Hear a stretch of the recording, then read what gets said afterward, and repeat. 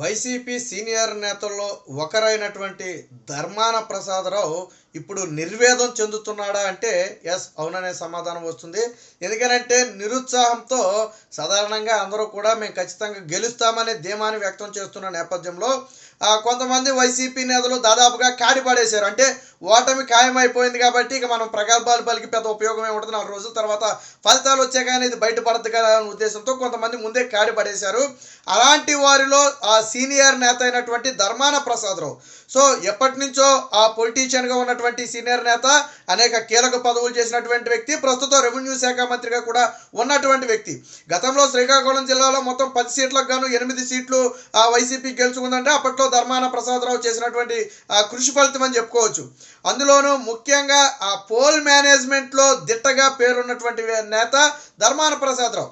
Party పరిస్థితి ఎలాగున్నప్పటికీ కూడా తన సీటు వరకు కూడా చాలా జాగ్రత్తగా మెయింటైన్ చేసుకుంటాడు. ఆ స్ట్రాటజీస్ అన్నీ కూడా ధర్మానకు తెలుసని ఒక నానుడి. అలాగే ఎన్నికల తరువాత పార్టీ అంటే ఏ పార్టీ అధికారంలోకి రాబోతుంది అని పసిగట్టగలిగినటువంటి నేతల్లో ఈయన కూడా ఒకడు. ఇప్పుడు ఇలాంటి నేతే ఒక రకంగా ఇక గెలుపు దైవాధీనం అని చెప్పి భారమంతా దేవుడి మీద పడేసే పరిస్థితి.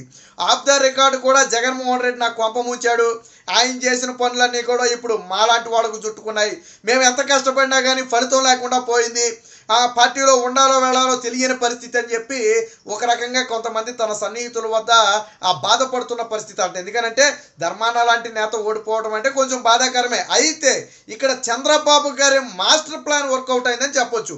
ఎందుకనంటే చంద్రబాబు గారు సాధారణంగా ఏంటంటే ఒక కీలక నేతను ఎదుర్కోవడానికి మరొక కీలక నేతను నిలబెట్టే ప్రయత్నం జరుగుద్ది. అయితే ఇక్కడ ధర్మాన దగ్గర మాత్రం అలాంటి ప్రయోగాలు చేయలేదు. ఎందుకనంటే అక్కడ టీడీపీకి చెందినటువంటి ఒక సాధారణ సర్పంచ్ని పోటీకి నిలబెట్టారు. సర్పంచ్ సంఘం జిల్లా అధ్యక్షుడిగా ఉన్నటువంటి గోండు శంకర్ను ధర్మానకు అభ్యర్థిగా పెడితే మొదట్లో ధర్మాన అసలు కేర్ చేయాల, అసలు నాకు పోటీయే కాదు, ఈయన అభ్యర్థే కాదు అనుకున్నాడు. బట్ చంద్రబాబు గారు అక్కడే మాస్టర్ ప్లాన్ వేశారు. ధర్మానాను మించిన వ్యక్తి చంద్రబాబు గారు అనడానికి ఇదే ఒక ఉదాహరణ. ఎందుకు నిలబెట్టారు అనేది ధర్మాన మొదట్లో అంచనా వేయలే. బట్ తరువాత పరిణామాలు చూసిన తర్వాత ఒక రకంగా ఎలక్షన్ ఇంకా 15 రోజులు 2 వారాల్లో ఉందన్న సమయంలో దాదాపుగా తెలుగుదేశం పార్టీ భారీ మెజార్టీతో గెలవబోతుందని లోకల్లో కూడా టాక్ వచ్చే స్థాయిలో అక్కడ మేనేజ్మెంట్ అయితే జరిగింది. అదే సమయంలో ఈ గోండు శంకర్ కూడా కొంతమంది వైసీపీ కీలక నేతలను తన వైపు తిప్పుకోవడంలో సక్సెస్ అయ్యాడు. అలాగే పోల్ మేనేజ్మెంట్లో కూడా సక్సెస్ అయ్యాడని చెప్పొచ్చు. సో చంద్రబాబు గారి ఒక మాస్టర్ ప్లాన్ ఏదైతే ఉందో ధర్మానాను ఒక రకంగా ఏంటంటే అప్రమత్తంగా లేకుండా చేసి, నేను మొదట్లోనే చెప్పినట్టుగా ఎప్పుడైతే గోండు శంకర్ అభ్యర్థిగా తనకు ప్రత్యర్థిగా వచ్చాడో ఆయన అసలు కేర్ చేయలే. అంటే ఒక మినిస్టర్ స్థాయి వ్యక్తి ఒక సర్పంచ్ స్థాయి వ్యక్తిని ఎలా కేర్ చేస్తాడు? సో అదే ధోరణితో వ్యవహరిస్తే అదే దెబ్బ కొట్టింది. ఇక్కడ ఆయన ఆలోచించాల్సింది ఏంటంటే అభ్యర్థి విషయాన్ని కాసేపు పక్కన పెడితే చంద్రబాబు గారు ఎందుకు ఇలాంటి వ్యక్తిని పెట్టాడు అనే దాన్ని ధర్మాన లాంటి సీనియర్ నేత కూడా అంచనా వేయలేకపోయాడు. బట్ తెలుసుకునేటప్పటికి జరగాల్సిన డ్యామేజ్ జరిగిపోయింది.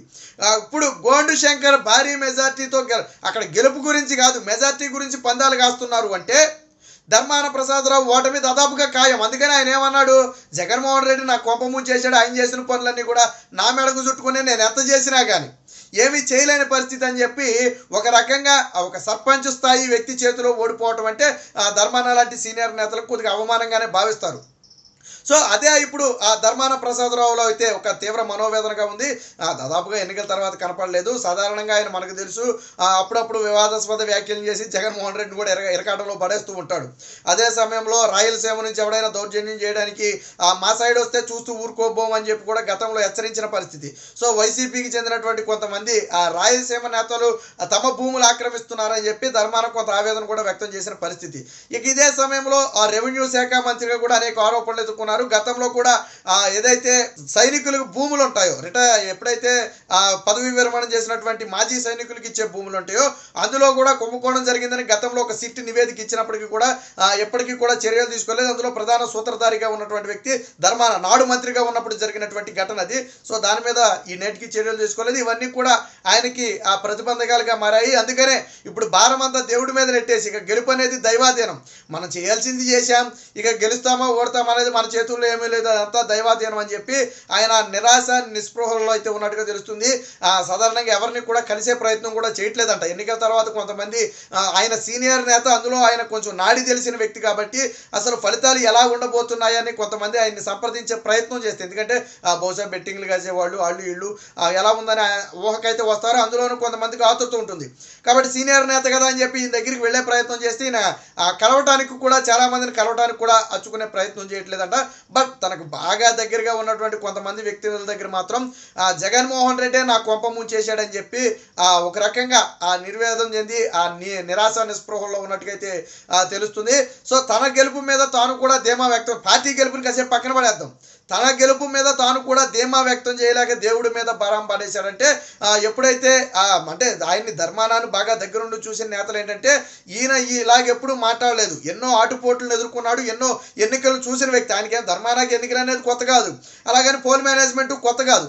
బట్ ఈసారి చంద్రబాబు గారి ఏదైతే పద్మవ్యూహం ఉందో అందులో ఇరుక్కుపోయాడు, అంచనా వేయలేకపోయాడు. చంద్రబాబు గారి స్ట్రాటజీని అంచనా వేయలేకపోయారు.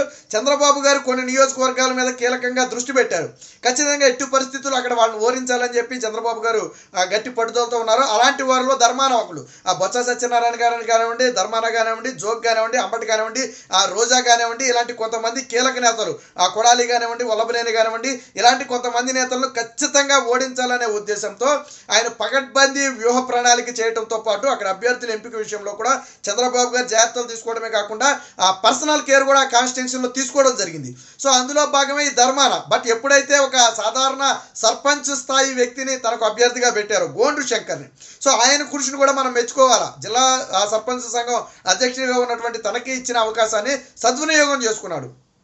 మొట్టమొదటిగా వైసీపీలో ఉన్నటువంటి కొంతమంది అసంతృప్తి నేతలను తన వైపు తిప్పుకోవడంలో సక్సెస్ అయ్యాడు. ఇక నెక్స్ట్ పోల్ మేనేజ్మెంట్, ఓటర్లను బూతుల వరకు తీసుకెళ్లి ఓట్లు వేయించడంలో సక్సెస్ అయ్యాడని కూడా చెప్పొచ్చు. అంటే చంద్రబాబు గారు ఇచ్చినటువంటి ఏదైతే ఆ ప్రణాళిక కానీ సూచనలు కానీ ఉన్నాయో అన్ని తూచా తప్పకుండా పాటించినటువంటి వ్యక్తి గోండు శంకర్. సో అందుకనే ఈరోజు ఫలితాలన్నీ కూడా తెలుగుదేశం పార్టీకి ఎందుకు అనుకూలంగా ఉన్నాయి, ఎందుకు ధర్మాన అక్కడ ఓడిపోతాడని చెప్పి చెప్తున్నారు అంటే ప్రధానంగా ఇదే ప్రధాన కారణం. సో మొత్తంగా ఒక సర్పంచ్ స్థాయి అభ్యర్థి చేతిలో సీనియర్ మంత్రి అయినటువంటి ధర్మాన ప్రసాదరావు అయితే ఓడిపోతున్నాడు అనే వార్త ఏదైతే ఉందో ఇప్పుడు ఇది పూర్తిగా హల్చల్గా మారింది.